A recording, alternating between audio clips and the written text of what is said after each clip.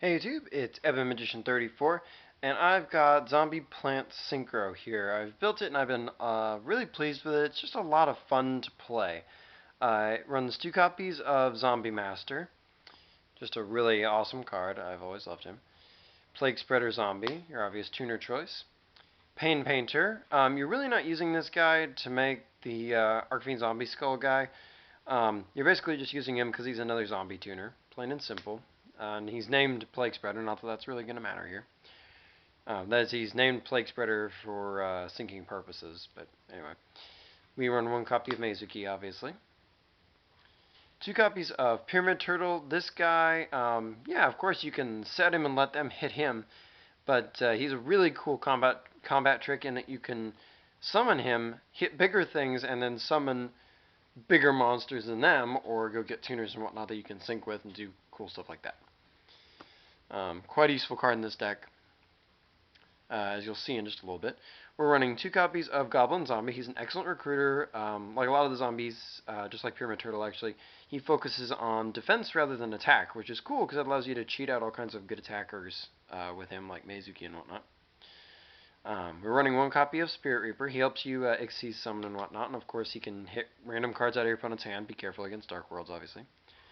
We're running 1 copy of Ill Blood. Obviously, the trick here is to special summon this guy and then use your normal summon for the turn to activate his effect, go get a tuner, and sync up. Not too complicated there. And another cool trick for him and for Pyramid Turtle is Endless Decay. This guy was a recent Shonen Jump promo. I was a little hesitant about using him, but as soon as I started playing this deck, I found this guy amazing. He's truly fantastic. He's a very good early game card. Basically, you can ram stuff with like Pyramid Turtle, go fetch this guy out of your deck, and he'll be at 4,000 attack, and you got him during the battle phase, and they probably won't warning the turtle, thinking you're going to go get like Goblin Zombie or something. He's just a huge surprise. And late in the game, you can even special him when you got low life points, and even if their life points are also low, he's still a good synchro fodder. So this guy's just awesome all the way around. He's a good book of life target too.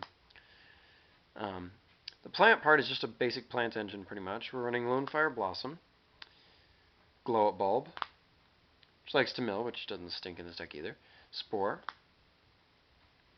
and Dandelion, and that's pretty much the basic plant engine there. Dandelion, obviously, because it likes to be discarded to make tokens and cool stuff like that. We're running 3 copies of Reborn Tengu. He's just good for this deck. He thins you out. He's great for syncing, obviously. Tengu loves tuners. Running 1 copy of Sangan. He can get all kinds of stuff out of your deck, including our 1 copy of Effect Failure. We're just running the one. This card's actually kind of declined recently, and there are reasons for it. I'm not going to bore you with them, but basically the one that you Sangan for is the one you really need. And we're running 1 copy of Gorz, the Emissary of Darkness, because you can't end up with a clean field, so this guy's a good follow-up surprise. He can help incentivize you to keep your field just a little bit cleaner, make your opponent think you don't have any more plays and that they stopped you with their warning or whatever. And then when they attack thinking they're set, you can drop Gorz on them and surprise them. It's an easy game-turning play there. Monster Reborn. We're running 2 copies of Book of Life, which is essentially Zombie Monster Reborn, but it also comes with a DD Crow attached. Really good. We just don't want them to kind of clog up on our hands, so 2 is good. 1 copy of Dark Hole. 2 copies of Pot of Duality. I have difficulty reconciling this card in this deck, but it helps you kind of get your stuff going, and it's especially good first turn when you're most likely to draw it. You can just set your Goblin Zombie or Pyramid Turtle or summon your Tengu or whatever, and there are lots of good first turn plays with it.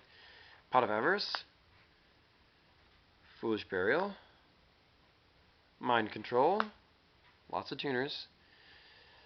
2 copies of Creature Swap. We just have so many things that we want to Creature Swap to our opponents. It's quite a long list. Just look at the monsters and ask yourself how many of those things would you not mind Creature Swapping. So it's a good control card for getting rid of your opponent's stuff, kind of pumping yourself at the same time. 1 copy of Heavy Storm. 2 copies of Mystical Space Typhoon. 1 copy of Torrential Tribute. Just good to control that field, try to set up for a big zombie sweep in 1 turn. 2 copies of Compulsory Evacuation Device. And 2 copies of Karma Cut. It may seem like an unusual choice, but it's good permanent removal that doesn't say destroy, which is really important. And the other thing is it allows you to discard a card at the same time. So I took this out of the extra deck where I've been, or sorry, the side deck where I've been keeping it a lot lately, because it's a good side in against quite a few things. Agents don't like it, Dark Worlds don't like it, etc. But the other cool thing about it is just, that extra discard is kind of what pushed it over for this deck, and I haven't been sorry about it.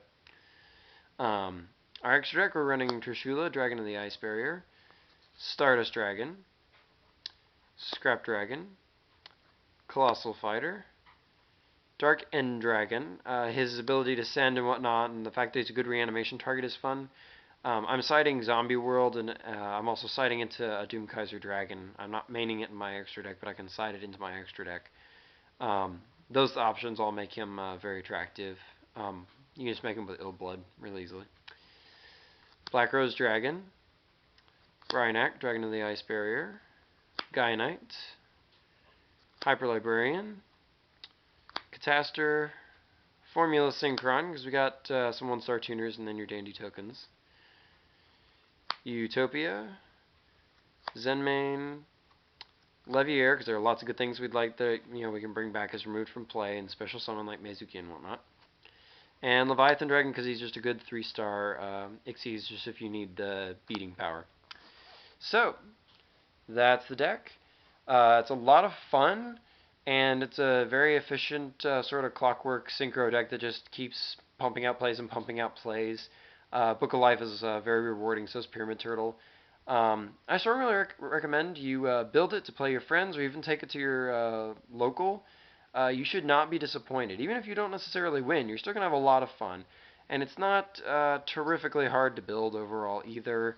If you don't have Zenmain or Leviair, because they're expensive, you can sub other things for them. This is the main part, and a lot of it, like I say, is pretty cheap. So until next time, rate, comment, subscribe, and check out my channel for more cool videos.